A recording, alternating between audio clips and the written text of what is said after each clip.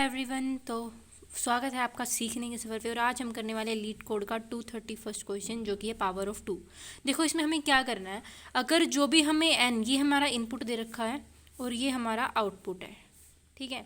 जो भी हमें एन दे रखा है, अगर हम 2 की कोई पावर करके वो हमारा जो एन है आउटपुट आ सकता है तो आप ट्रू रिटर्न करोगे, वरना फॉल्स रिटर्न करोगे।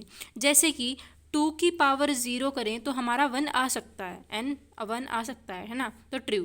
अब 2 की पावर 4 करूँ तो मेरा 16 आ सकता है, तो इसलिए ट्रू। लेकिन 2 की पावर मैं कुछ भी कर लूँ, 2 की पावर 0 कर लो 1 आएगा, 2 की पावर 1 कर लो 2 आएगा, 2 की पावर 2 कर लो 4 आएगा, 2 की पावर 3 कर लो 8 आएगा। बट कभी कोई ओड नंबर तो आ ही नहीं सकता ना, तो फिर वो आ ही नहीं सकता, इसलिए हमारा फॉल्स आया। तो इसको हम करने वाले हैं रिकर्जन के साथ।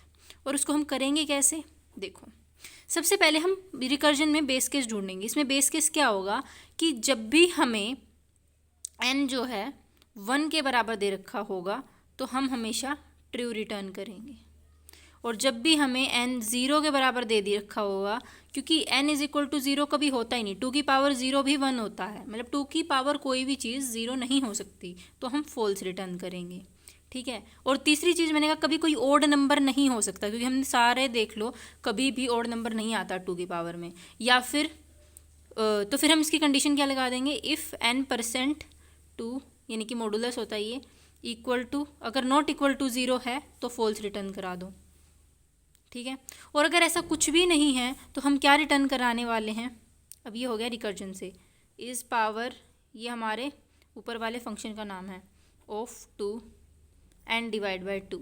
मैंने ये n डिवाइड बाई 2 क्यों किया, अब तुम देखो, मान लो मेरे पास 16 है, n इज इक्वल टू 16 का एग्जांपल लेती हूँ मैं, ठीक है। n इज इक्वल टू 16 था, मैंने देखा 1 के बराबर भी नहीं है, 0 के बराबर भी नहीं है, और ये वाली कंडीशन भी नहीं फॉलो करना, तो मैं क्या करूँगी, डिवाइड बाई 2 कर दूँगी, यानी कि 16 डिवाइड बाई 2 कितना हो जाएगा, n इज इक्वल टू 8 हो जाएगा। अब इसके लिए फंक्शन दोबारा कॉल होगा, क्या 1 है 0 है, नहीं है ऐसा, फिर दोबारा डिवाइड बाई 2 होगा, तो n अब मेरे किसके लिए कॉल होगा, डिवाइड बाई 2 यानी कि 4 के लिए कॉल होगा।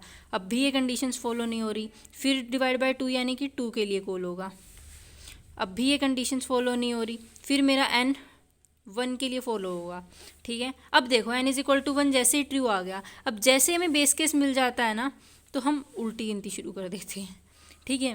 तो अब हम क्या करेंगे, अब हमें उल्टी गिनती इसमें शुरू करनी नहीं, हमारा ट्रू आ गया है, मतलब बेसिकली अगर हमें 1 मिल गया ना तो आंसर ट्रू है। क्योंकि अब आप देखो, अगर आपके पास n इज इक्वल टू 3 होता, ठीक है, n इज इक्वल टू 3 है, तो फिर आप चेक करोगे तो आपको इस कंडीशन पे ही फॉल्स मिल जाता, कि आप अगर 3 को 2 से डिवाइड करते हो तो आपको 1 मिलता है, ना कि 0 रिमाइंडर, है ना। तो उसके बाद अगर मैं कोई और एग्जांपल लूँ जो कि 2 की पावर से नहीं बनता, तो मान लो n इज इक्वल टू मुझे 12 दे रखा होता।